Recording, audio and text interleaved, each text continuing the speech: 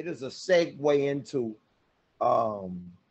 to letting people know what really actually happened to us. So we need this story, our stories need to be told, this curriculum need to be taught, because people need to know what happened. In order for them to have this curriculum, they actually need to know what happened. And it is a lot that happened, and it's still happening. And I think that them knowing this, they could prevent it, or they can do some things that can change the trajectory of what we see now, because it has to change. It has to. It's been going on too long, so it has to change. Mm-hmm. And it is, but it's just a slow process, but it's changing.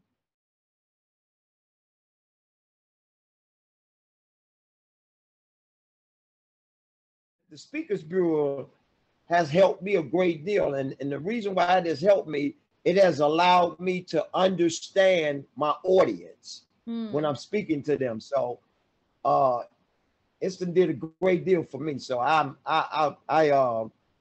was so happy that they did have a Speakers Bureau, because I wanted to, you need to know how to talk to people. Mm-hmm. Not what you say, but how you need to know how to talk to people. So I think it's good for me. It's been helped me a great deal.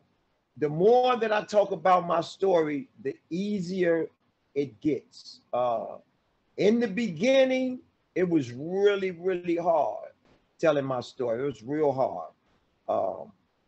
But I think that as the years went on, and the more I talked about what I went through and what other guys have been through, I think it's helped me a great deal. So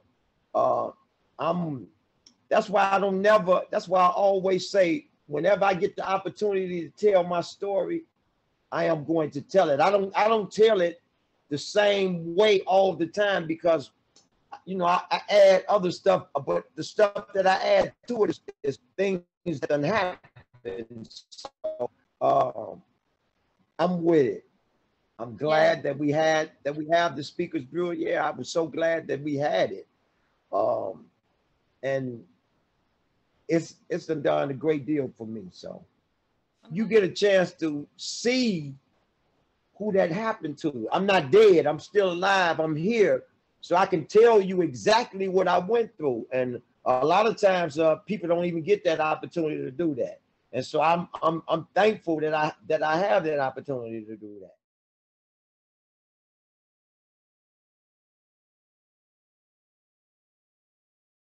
The reason why this impacted me is because they was well prepared. Even last week when I talked to what was that? The Citizens Experience, the Global Citizen Experience. That I talked to their school last week. That was amazing to me, because they was very well prepared. And so I think that when they learn the curriculum, and we get an opportunity to go to their school and speak to them, see, it's really different when you're speaking to people in real life than it's real life too, but we are on a monitor. So it's a really, really different feeling when you're speaking to people in real life, in real time. So yeah, they were familiar with the history. They had studied it. They'd even had the school that I'm talking about. They even had they had a wall where they had John Burge. They had a wall for him, and then they had a wall for everything else. And it was, I said, man, they kind of what kind of got to me, and I was so glad that it was Rodney was with me, and Nate, Dr. Nate was with me, and I was so glad that they was there, because I could not handle them. They was ready. They was absolutely ready for everything that I came to them with. They was ready.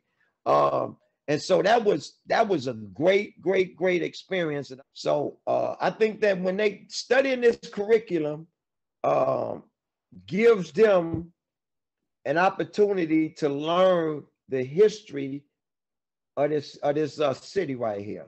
Mm-hmm. When it comes to police brutality, they Mm-hmm. need to hear that, because a lot of times, I think the thing that bothered us more than anything is that didn't nobody believe us for all them years, and that's what hurt. Nobody believed us, and so we didn't. And then we don't talk about that when you in prison. You do not talk about that kind of stuff. You don't do it. It don't happen. And so that's when it started coming out, that hope came. The people start, man, they found out about it. They believed us. They believe in us. Yeah. And so, man, there's a many a days when the aldermans, we were in their chambers the day that this happened, May the 6th, 2015, when they agreed.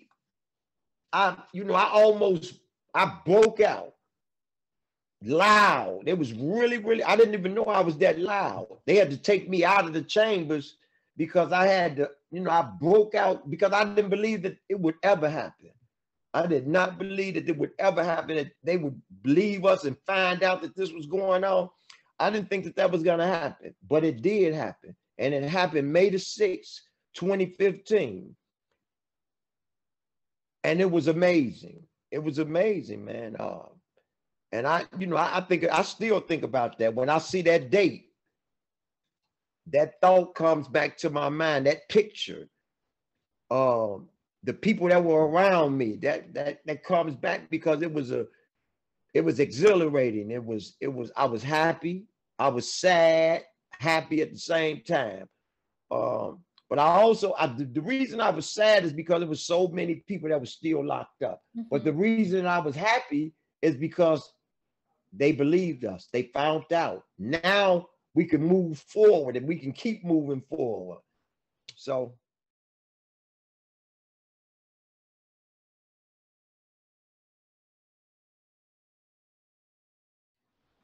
One question, and this was a really, really strange question to me. I don't know if it was strange, but they asked me when the plastic bag was over my head, what was I thinking about? That's a heck of a question to ask. Ask me, what was I thinking about when the plastic bag was over my head? And I thought my whole life flashed in front of me. Everything flashed in front of me. I was 20 years old. I didn't know if I was going to make it through that. I didn't know. I didn't know what was going to happen. I didn't know if I was going to make it or not. But I made it, and I'm here now to tell my story. So I think that's a question that will stay with me probably for the rest of my life. Mm-hmm. What was you thinking about when that plastic bag was over your head? And then I think that you have to have a whole lot of courage to ask that kind of question.